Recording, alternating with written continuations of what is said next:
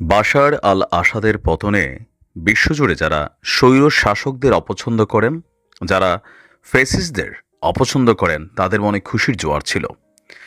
সিরিয়ার আসাদের পতনে একদিকে যেমন সাধারণ জনগণ উচ্ছ্বাসিত হয়েছে, বিভিন্ন বন্দি ঘরে থাকা মানুষগুলো মুক্ত হয়েছে, কিন্তু এর পাশাপাশি এই ভূমিটা আসলে এবার কতটুকু নিরাপদ?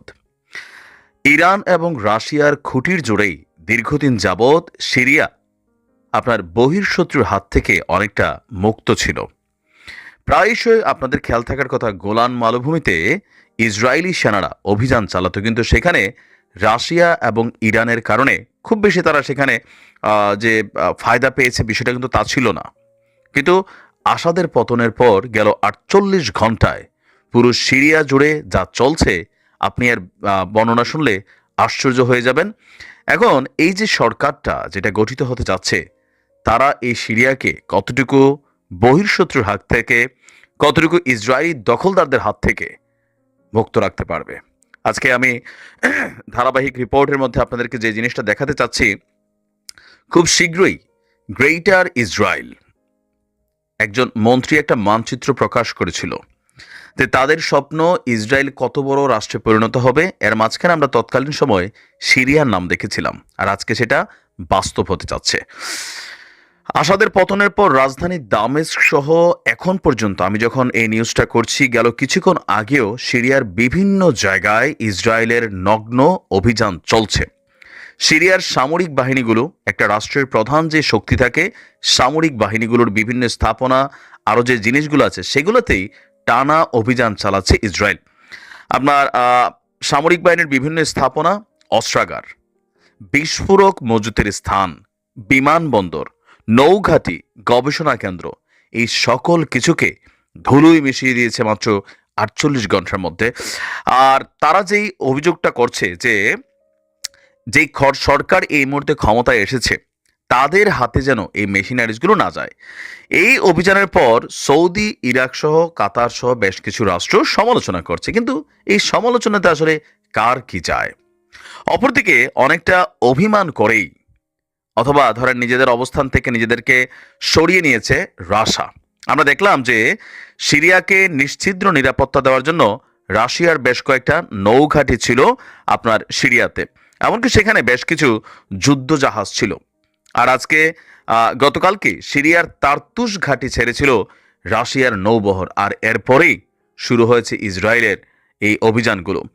সিরিয়ার ভূমধ্যসাগরীয় উপকূল, সেখানে তুর্তুস নৌঘাঁটি নামক একটা ঘাঁটি আছে, যেখানে রাশিয়া তাদের যুদ্ধ জাহাজগুলোতে আপনার নিরাপত্তা দিত সিরিয়াকে। বিদ্রোহীদের হাতে প্রেসিডেন্ট আসাদের পতনের পর যুদ্ধ জাহাজগুলো গতকালকে সিরীয় উপকূল ত্যাগ করে চলে গেছে। প্রতিবেদন বলছে যে রুশ ভূমধ্যসাগরীয় নৌবহর সিরিয়া উপকূল ছেড়েছে। প্ল্যানেট ল্যাবস স্যাটেলাইটের ধারণ করা একটি ছবিতে রাশিয়ার ভূমধ্যসাগরীয় বহরে কমপক্ষে 3টি যুদ্ধজাহাজ, যার মধ্যে 2টি গাইডেড ক্ষেপণাস্ত্র ফ্রিগেট এবং একটি জ্বালানি ট্যাঙ্কার তার্তুসের 13 কিলোমিটার উত্তর পশ্চিমে নোঙ্গর করা অবস্থায় ছিল। সেখান থেকে এগুলো এখন আপনার সরে গেছে।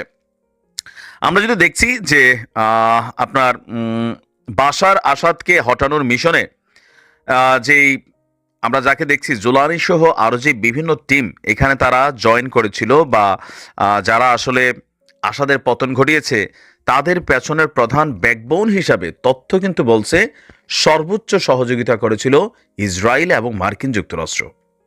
এখন অনেকেই ভাবতে পারেন যে ভাই ঘটনাটা কি? দেখেন, আসাদকে হটানো জরুরি ছিল, বাট দ্য ওয়ে এখন যে জিনিসটা ঘটছে এটা কিন্তু আউট অফ কন্ট্রোলে চলে যাচ্ছে। আসাদকে পতন ঘটানোর পরে এখান থেকে ইরান, রাশিয়া সরে যাবে, ইসরায়েল এটা জানতো। আর ইসরায়েল কি একা খেলছে এই খেলাটা? আপনার মনে হচ্ছে? মার্কিন যুক্তরাষ্ট্রের ঘাঁটি সিরিয়াতে এখনো আছে, 2000-এর উপরে সেনা। তারা বলছে আমরা যাব না, এখানে আমরা থাকবো। তো তারা যখন এখানে আছে, এই যে নতুন একটা সরকার, বিদ্রোহীরা বাশারের যেই সেনাবাহিনী আছে তাদেরকে মোকাবেলা করা খুবই সহজ কাজ ছিল, কিন্তু ইসরায়েলকে মোকাবেলা করা এখন কতটা সহজ কাজ হবে? রাশিয়া এখান থেকে সরে যাওয়ার পরপরই গতকালকে থেকে পাশাপাশি ইরানের কনসুলেট ভবনগুলোতেও বিদ্রোহীরা, বোঝে হোক না বোঝে হোক, আমার ধারণা বা গোসায় ক্ষোভে হোক, আপনার তারা অভিযান চালিয়েছে, ভাঙ শুরু করেছে। ইরানও কিন্তু এখান থেকে সরে গিয়েছে। এখন এই অঞ্চলটা সিরিয়ার জনগণের জন্য এখন কতটা নিরাপদ হবে? নাকি গাজার চিত্র এই সিরিয়ার মধ্যে আগামী কয়েকদিনের মধ্যে আমরা দেখতে পাবো? মার্কিন যুক্তরাষ্ট্র এবং ইসরায়েল দুই দলই দাবি করেছে এখানে আপনার আইএসআইএস নামক গোষ্ঠীগুলোর অবস্থান আছে, আর তাদেরকে নির্মূল করতে হবে। আল কায়েদা, তালেবানদের গোষ্ঠী আছে। তো জোলানি নামক যে ব্যক্তি এই মুহূর্তে রাষ্ট্র ক্ষমতায় আছেন অলিখিতভাবে, তিনি কিন্তু একসময় মার্কিন যুক্তরাষ্ট্রের সম্ভবত $1 মিলিয়ন, না জানি $10 মিলিয়ন তাকে ধরার জন্য যুক্তরাষ্ট্র ঘোষণা করেছিল। সেই ব্যক্তি এখন সিরিয়ার অলিখিত হিরো জোলানি। তা আমি জানি যে সিরিয়ার পরিণতি কি হতে যাচ্ছে। রাশিয়া স্পষ্ট বলে দিয়েছে তারা আর সিরিয়ার ব্যাপারে নাক গলাবে না। কেউ কেউ বলছেন এখানে রাশিয়া এবং ইরানের পরাজয় হয়েছে, জয়টা কার হয়েছে? সিরিয়ার জনগণের কতটুকু জয় হয়েছে? দেখেন, স্বাধীনতা অর্জন করা সোজা, রক্ষা করা কঠিন। আর যখন এটা হয় ইসরায়েলের মতন একটা রাষ্ট্র, পেছনে আমেরিকার মতন একটা রাষ্ট্রের সহযোগিতা, তখন পরিস্থিতি আল্লাহ ভালো জানে আসলে কোন দিকে যাবে। আমি যতটুকু বুঝতে পারছি আগামী 2 থেকে 4 মাসের মধ্যে সিরিয়ার পরিস্থিতি অন্যরকম হয়ে যাবে। আমেরিকা ঢোকার চেষ্টা করছে। বাইডেন বলছে যে আমরা সিরিয়াকে পুনর্গঠন করবো। আচ্ছা, তোমরা কোন দেশটারে পুনর্গঠন করে দিছো, আর সেখানে পুনর্গঠন করার ক্ষেত্রে তাদের অ্যাক্টিভিটিসগুলো, রুলসগুলো কি থাকে, এগুলা আজকে আর পৃথিবীর কোনো মানুষের কাছে অজানা নেই। ঐতিহ্যবাহী একটা নগরী ছিল সিরিয়া। সেই সিরিয়াতে আসাদ পরিবারের কালো থাবা ছিল।